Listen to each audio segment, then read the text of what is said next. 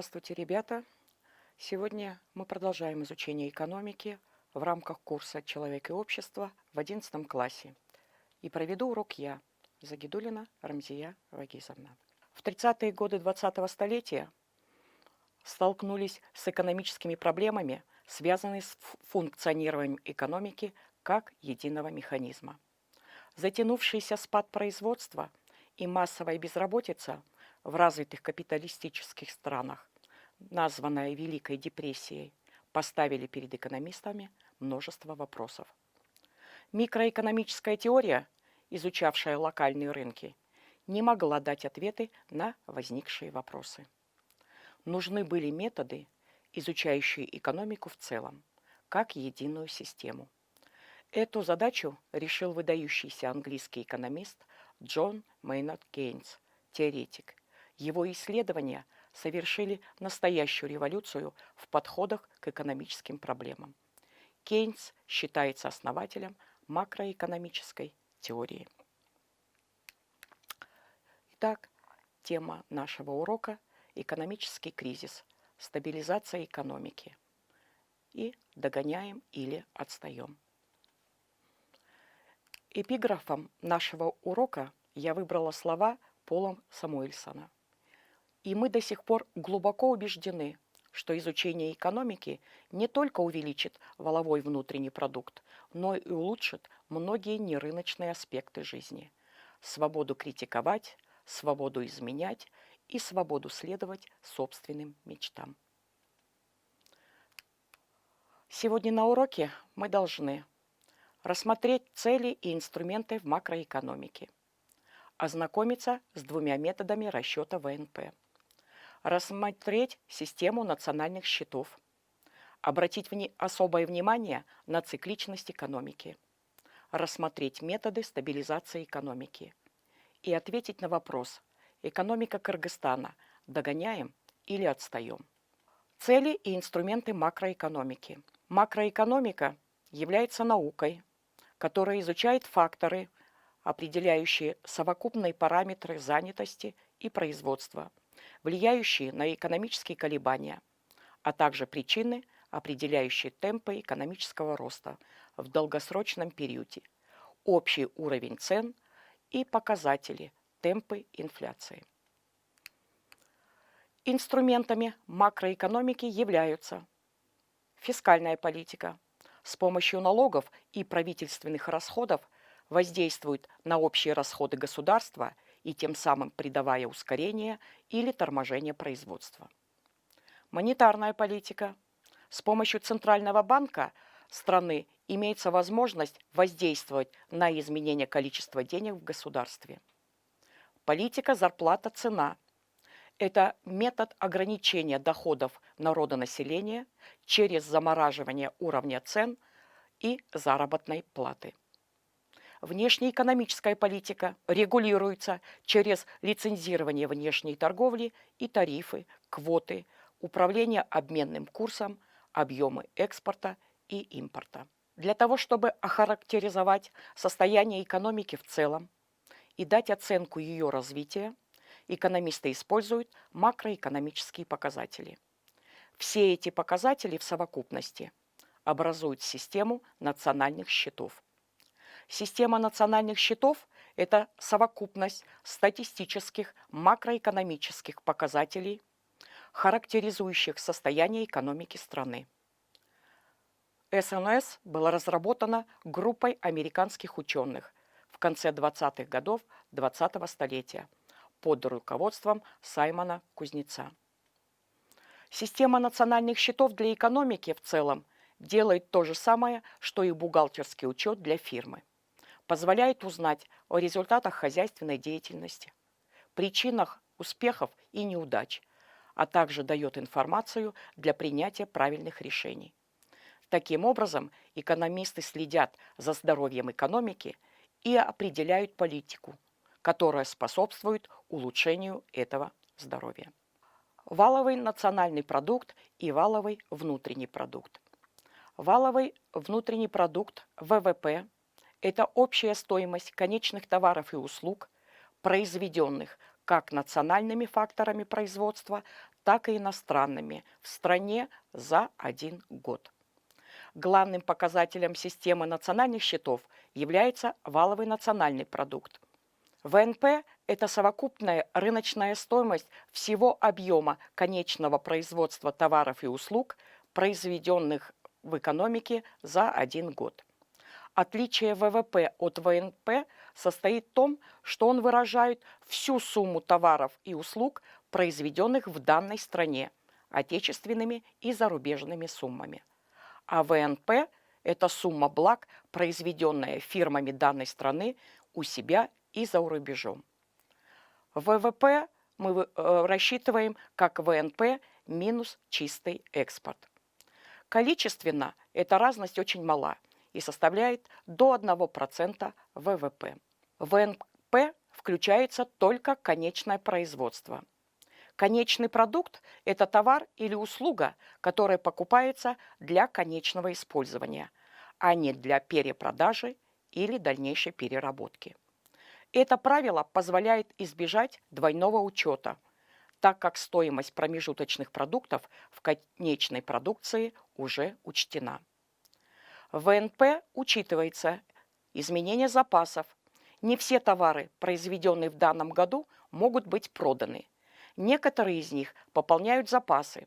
Следовательно, прирост запасов прибавляется в ВНП, а снижение запасов вычитается, так как мы учитываем всю производственную продукцию, независимо от того, продана она или нет. Следовательно, прирост запасов прибавляется в ВНП, а снижение запасов вычитается, так как мы учитываем всю производственную продукцию, независимо от того, продана она или нет. Чистый экспорт также включается в ВНП, но не все потребляемые товары произведены в национальной экономике. Некоторые из них ввезены, импортированы из-за границы. В то же время часть произведенных товаров вывезена, экспортирована в другие страны. Разница между экспортом и импортом называется чистый экспорт и также включается в ВНП. Если импорт больше экспорта, то чистый экспорт будет отрицательной величиной. Не включаются в ВНП бывшие в употреблении товары. Продажа таких товаров ничего не добавляет к богатству нации. В итоге включаются только вновь произведенные товары. Не включаются также государственные трансфертные платежи, сделки с ценными бумагами и частные трансфертные платежи. Это деньги, посылаемые родителям, студентам, и разовые дары от богатых родственников. Таким образом, можно измерять рыночную стоимость объема производства. Существует два метода расчета ВНП. Первый – это подход к определению ВНП по производству или по расходам. Сколько было израсходовано денег на рынке для того, чтобы выкупить весь объем конечного производства. Второй подход предполагает взгляд на ВНП с точки зрения дохода, полученного или созданного в процессе производства ВНП, или по добавленной стоимости. В обоих случаях будет получен один и тот же результат, так как купля, то есть расходование денег, и продажа, то есть получение денег, представляют собой две стороны одной и той же сделки. Расчет ВНП по расходам состоит из 4 частей. Первое – потребительские расходы. Включают расходы домашних хозяйств и товары длительного пользования, товары текущего потребления и на услуги. Второе – валовые частные внутренние инвестиции. Включают покупка машин, оборудования, станков предпринимателями, строительство и изменение запасов. Расходы правительства включают государственные закупки товаров и услуг, а также ресурсов, но не включают трансфертные платежи. Четвертое – чистый экспорт. Это разница между экспортом и импортом.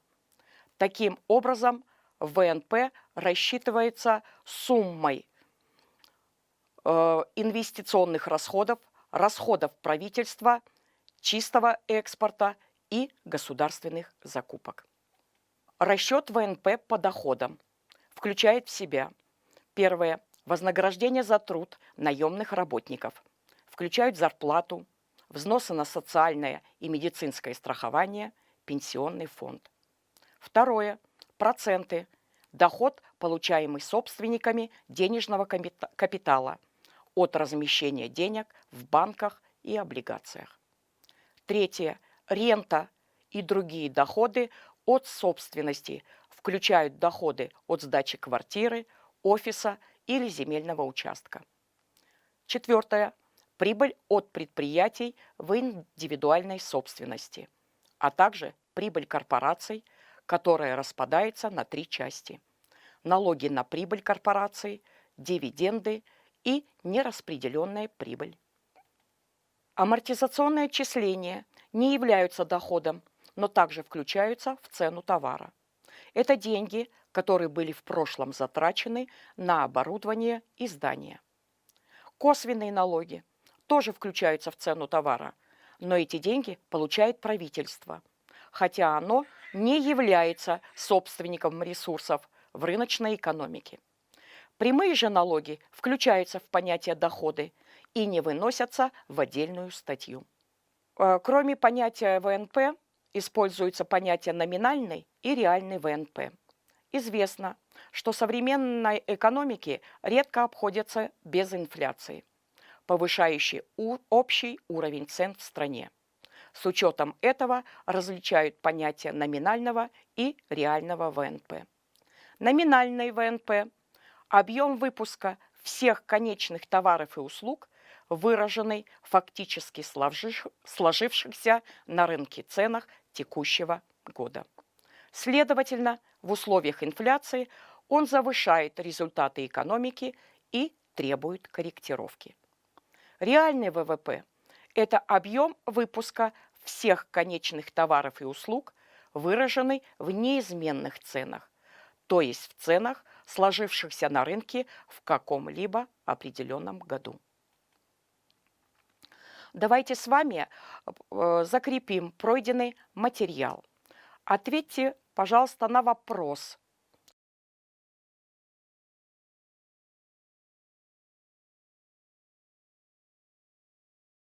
Итак, ребята, посмотрите правильные ответы. Покупка подержанных товаров не входит в состав ВВП. Соответственно, подержанный автомобиль не входит в состав ВВП. Покупка новых акций у брокера, покупка ценных бумаг также не входит в состав ВВП.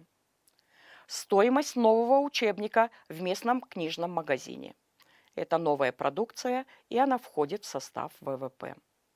Государственные закупки товаров и услуг, зарплата и жалования – все это входит в состав ВВП. Расходы семьи на строительство нового дома также входит. Покупка у дилера подержанной иномарки. Мы знаем с вами, что подержанные товары не входят в состав ВВП. Расходы портнихи на материал, из которого она сошьет платье для себя. Итак, ребята, портниха шьет для себя, и в состав ВВП это не входит. А вот расход портнихи на материал, из которого она сошьет платье для клиентки, это входит в состав ВВП, так как это является конечной продукцией. Продолжаем с вами. И следующий вопрос, который мы разберем, это экономическая нестабильность. Рыночная экономика обладает известной неустойчивостью, нестабильностью экономического развития. Однако эта нестабильность не является злом, которое неминуемо ведет к катастрофе или крушению экономической системы. С явлениями экономической нестабильности следует считаться и учитывать в экономической политике государства. Задача экономической политики состоит в том, чтобы добиваться стабилизации, функционирования и развития экономики, обеспечивая тем самым здоровую основу для социальной и политической стабильности. Среди многочисленных форм экономической нестабильности наиболее существенными являются циклические колебания, безработица, инфляция. Экономические циклы. Экономические циклы от греческого «круг» – это периодические колебания уровня экономической активности в обществе. Первый экономический кризис, с которого ведется отчет периодически повторяющимся кризисом, был зафиксирован в Англии в 1825 году. Потом кризисные явления начались и в других странах и повторялись каждые 8-12 лет. В 1873 году экономический кризис одновременно начался в ряде стран мира. Это был первый в истории мировой экономический кризис. Фазы экономического цикла представляют собой промежуток времени, в течение которого происходит последовательная смена следующих фаз: спад, депрессия, оживление и подъем. Спад начинается с пика предыдущего цикла и продолжается до низшей точки цикла. Эта фаза характеризуется резким сокращением деловой активности. Фирмы вдруг обнаруживают, что они переоценили спрос на свою продукцию и не в состоянии продать произведенные товары по прежним ценам. Чтобы распродавать излишки, они вынуждены снижать цены на свою продукцию. Фирмы несут огромные убытки, они не в состоянии вернуть взятые кредиты и выплатить проценты по ним. Начинается и распространяется по всей экономике волна банкротств. Не имея возможность распродать уже произведенную продукцию, предприятия сокращают объем производства. Спад производства вызывает волну увольнения работников. Растет безработица. Доходы населения падают. Снижается жизненный уровень занятых. Особо отметим, что в этот период процентные ставки по кредитам растут. Фирмы стремятся перезанять деньги, чтобы избежать банкротства. А банки сами стремятся установить более высокие ставки, так как велик риск невозврата выданных ими кредитов. Депрессия. Достигнув низшей точки, экономика некоторое время пребывает в этом состоянии. Спад производства практически прекратился, и производство и занятость находятся на самом низком уровне. Однако постепенно товарные запасы рассасываются, прекращается падение потребительского и инвестиционного спроса. Цены на товары стабилизируются. Так как спрос на деньги теперь сильно упал, то происходит снижение процентных ставок по кредитам до самого низкого уровня. И деловой мир потихоньку начинает оживать. Производство постепенно начинает набирать ход, и на смену депрессии приходит оживление. Оживление начинается с низшей точки депрессии и заканчивается, когда экономика достигает предкризисного пика. Начавшаяся активизация экономической деятельности проявляется в постепенном повышении потребительского спроса. В ответ начинает увеличиваться производство, прежде всего за счет вовлечения свободных мощностей. Растет занятость, растут доходы, прибыль, зарплата. Расширение производства способствует появлению новых рабочих мест и, соответственно, росту занятости. Растет благосостояние людей. В обществе пессимистические настроения сменяются оптимистическими. Подъем наступает после фазы оживления и продолжается до своего пика. На этом этапе рысь переходит в галоп. Происходит ускорение экономического развития, которое проявляется в том, что появляются новые товары, новые предприятия, растут инвестиции, растут процентные ставки, цены, зарплаты, занятость.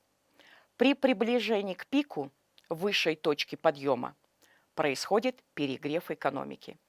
Неизбежно наступает такой момент, когда вся система рушится, как карточный домик, и вновь экономика оказывается в состоянии глубокого кризиса. В подавляющем большинстве случаев каждый последующий пик оказывается по уровню выше, чем предыдущий, что отражает общий рост экономики, ее поступательное развитие. Итак, мы с вами поговорили о экономических кризисах, а теперь закрепление. Найдите 4 слова, которые относятся к нашей теме.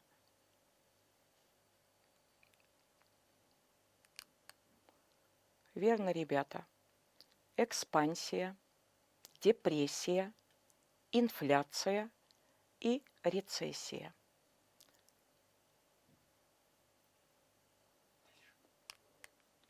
Мы с вами будем говорить об инфляции. Инфляция – это рост совокупного уровня цен в экономике страны. Инфляцией считается рост цен в экономике в целом, а не рост цен на отдельный товар. Виды инфляции: нормальная, не превышает более 5% в год. Умеренная, более 5-10% в год. Галопирующая, более 10% в год. И гиперинфляция, более 50% ежемесячно. Государство проводит политику по стабилизации экономического развития. Это предотвращение циклических рецессий, достижение полной занятости, предотвращение галопирующей инфляции и гиперинфляции.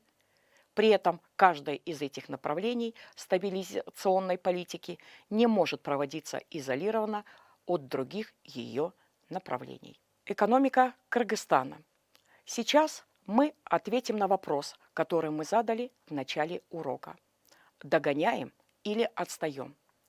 В начале 2020 года, почти 3 десятилетия после получения независимости, Кыргызстан по-прежнему остается одной из беднейших стран мира с уровнем ВВП на душу населения около $1200 в год. Согласно данным Всемирного банка, по этому показателю мы занимаем 154 место в мире из 185 стран. Средний мировой показатель ВВП на душу населения превышает $10 тысяч в год. По данным обзора мировой экономики МВФ и Всемирного банка, за период с 2008 по 2017 годы 3 из 4 стран Центральной Азии попали в двадцатку наиболее быстро развивающихся экономик мира. Туркменистан на 3-м месте со среднегодовым темпом роста в 9,5%. Узбекистан на 6-м месте с 8%. Таджикистан на 15-м месте с 6,5%. Кыргызстан же занимает в этом списке только 56-е место со средним темпом роста в 4,1%. Самое печальное, вот уже 3-й десяток лет экономическая политика Кыргызстана не только никак не сокращает этого отрыва от остального мира. Но тем не менее есть и позитивные стороны. Следует сказать о некоторых позитивных моментах. В Кыргызстане сформировалась достаточно прогрессивная законодательная база для рыночной экономики. Были проведены болезненные реформы, которые в других странах по политическим соображениям часто не удается осуществить десятилетиями. Например, внедрение продажи земли или ликвидация и реорганизация неэффективных государственных предприятий. Появился новый класс отечественных предпринимателей, достаточно активных и способных продвигать свои интересы. Определились относительно конкурентоспособные секторы экономики: туризм, швейная промышленность, отдельные направления перерабатывающей промышленности, сельского хозяйства. По некоторым реформам мы являемся пионерами в регионе. Мы и по сегодняшний день удерживаем лидерство среди других стран Центральной Азии в области внедрения экономических свобод для предпринимателей, что подтверждается международными рейтингами по ведению бизнеса, хотя разрыв между нами и соседями неуклонно сокращается. Сравним страны нашего региона. Со свободой слова у Кыргызстана ситуация лучше, чем у соседей и у России. 89 место в рейтинге. По уровню демократии Кыргызстан также показывает лучшие результаты среди соседей, а именно 106 место. Гибридный режим, в то время как в других странах региона и в России режим указан как авторитарный. Подведем итог сегодняшнего урока. Вывод. Однако сейчас уже более чем очевидно, что проводимая десятилетиями экономическая политика не обеспечит нам экономического прорыва. Без новых подходов в экономике Кыргызстан обречен на бедность и усиливающее экономическое отставание. На этом урок наш окончен. До новых встреч. Будьте здоровы!